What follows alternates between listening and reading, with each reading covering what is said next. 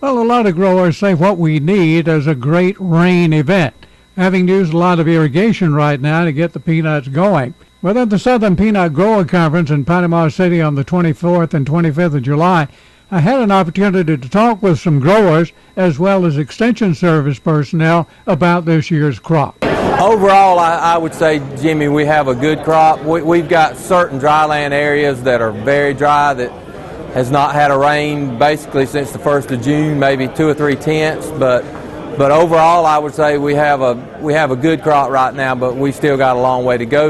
A lot of it was planted late this year as opposed to the past years. Well, some say you need a rain event, Doctor. That's what I've been saying to my neighbors. I said we need a rain event because we had such extreme heat there for a couple of weeks with no rain. We need about a week or 10 days rain event to help the peanuts just peg on down and bloom out. And we need a rain event. We don't need 2 tenths today and then not anymore for 2 weeks. A rain event would be great right now. We've had a typical summer pattern is what I would say. Some areas of the county have gotten, pretty good rainfall, and some areas hadn't been as fortunate. But overall the crop looks pretty good.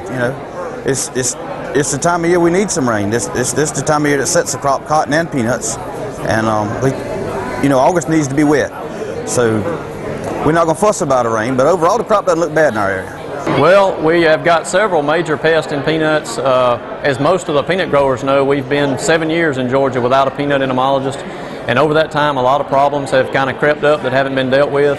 Burr bug is an issue that a lot of growers talk about. Fortunately, it's not in all of our fields.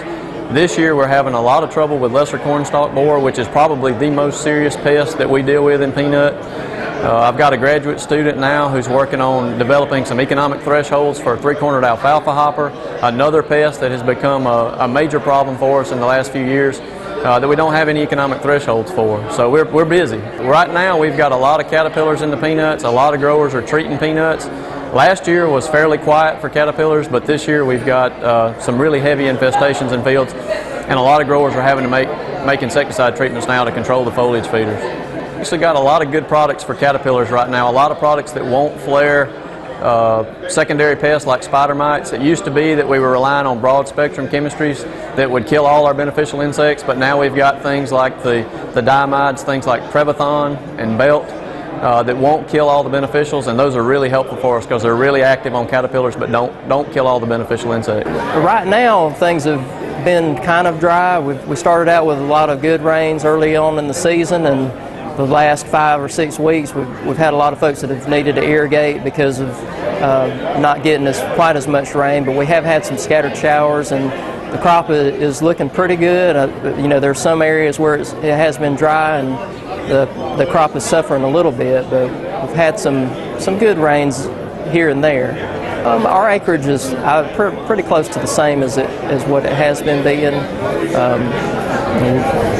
Our growers are busy in the fields, but a lot of them with irrigating. A lot of what we're doing is looking at situations in fields, as far as pest situations with insects or disease as we're going along the season with weed control. Some of it is on the irrigation management, water management, with scheduling their irrigations as they're getting into the main part of our fruiting time in the peanut crop. So a lot of it is on a field by field basis, problem solving and trying to be ahead of some of the seasonal pests or problems that we do have. Meanwhile, growers are hoping that they can turn off the irrigation system and get a little sky water.